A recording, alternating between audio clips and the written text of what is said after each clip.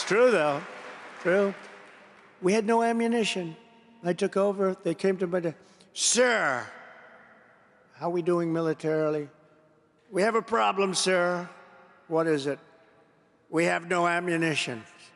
That's a lousy thing. You know, you're running a country, we got enemies. And, you know, if you have the smart president, you'll be able to do fine. But you don't want to tell your enemy you have no, I don't want to tell President Xi of China we don't have ammunition. But before that, they came out with a report, before I got there, saying that the United States has no ammunition. I said, who would release a report like this? Even if it's true, you don't talk about it, right? We do a lot of reports that are stupid reports, like a report that came out a couple of weeks ago that we would lose in a war with China. You saw that report? We're not going to lose in a war with China. That we would lose in a war with China. How stupid are these people that would put a report like that? If you feel we're a little weak, you got to strengthen it up. But you don't do reports that we're going to lose to China in a war. Stupid people do that, like the people that are in office right now. So I had, and you will say it, I had ammunition. We had so much it was coming out of our gills, right? I had ammunition. Oh, I said, what the hell do we do with all this ammunition? We had so much, and now we don't have ammunition again. We gave it all away to different groups, but mostly into Ukraine. And we don't have ammunition.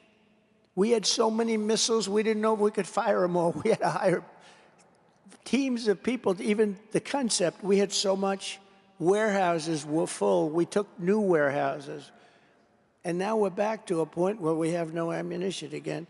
These people are just so destructive. So, you know, I always look for good words. Highly sophisticated. Yeah, I'm highly educated. I like sophisticated words, but there's only one word I get. Stupid. They're stupid people. I'd like to say, I guess you could say incompetent. Sounds maybe a little better. I don't know. Which is better, being stupid or being incompetent? Because they're both. So we have no ammunition again, but we'll get it taken care of. Boy, oh boy, can you imagine if they wanted to go after us? Can you imagine that? And we're saying they have no ammunition. This was just released a little while ago. We give so much of it away. We never get anything for it either. You know, Europe, by the way, is much more and should be much more concerned, obviously, with the Ukraine situation than us. But we've spent $150 billion more. Why do we spend $150 billion? Why aren't they going to equalize? They should equalize. I told them, I said, you got to equalize. They don't like, you know, then I read, Barack Obama is much more popular than Donald Trump. Of course he is. He said, we'll spend all the money. I say, you got to pay up, and that's what happened. I got NATO to pay up hundreds of billions of dollars. But then, you know, now we've lost it again because I'll bet you nobody's ever asked Europe to pay up. They don't even ask. I'll bet you that nobody said to Europe, you know, we're 150 billion more than you.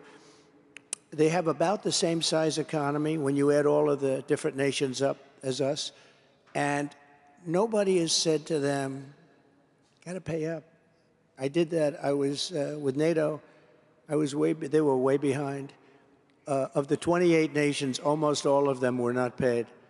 Other than that, they were doing quite nicely, thank you. But we had like 7 that were paid, and the rest weren't. And Obama came in, made a speech. Bush came in, made a speech. I came in and said, you guys owe us a lot of money because we were spending our money. So think of it. They take advantage of us on trade because they are horrible to us on trade, the European nations, horrible. They don't take our farm products. When was the last time you saw a Chevrolet in the middle of Germany? Maybe never. I said to Angela, do you have any Chevrolets or Fords in the middle of Munich? No, I don't think so. But we have plenty of Mercedes-Benzes and BMWs and Volkswagens, millions and millions of cars.